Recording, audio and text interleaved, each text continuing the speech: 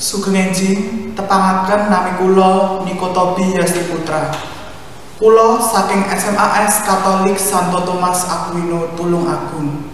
Monggo kita sedaya bareng mujudaken puji lan syukur marang Gusti kang murbeng dumadi amargi sampun pinaringan berkah dumateng kita sedaya.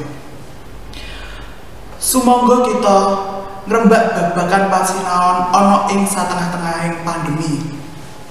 Kita mangertosi yen to kita sedaya sampun jeleh. Nanging kita sedaya kedah semangat lan yakin menawi pandemi Covid iki bisa ilang krana awake dhewe sing kekeh jaga prokes. Sumono uga anggone pasinaon uga terdampak. Lan wis beda ana ing sistem pasinaon. Sing biasane pasinaon iku dumadi ana ing pawiyatan. Sakmenika gantos model daring utawi dalam jaringan. Mula saka kuwi kabeh para siswa katuntut prigel ana ing teknologi jaman sakmangke. Nanging kala-kala kita sedaya krasa angel kanggo nyinaoni teknologi kasebut. Nanging sedaya niku wis katuntut dening perkembangan jaman.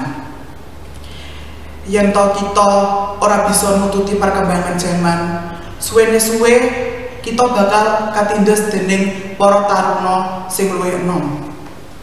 Mula saka kuwi, yen kita kepengin pasinaon kaya sing mini uni, kita sedaya kudu nerapaken prokes kanggo mbrantas penyebaran virus corona ana ing jaman semangke.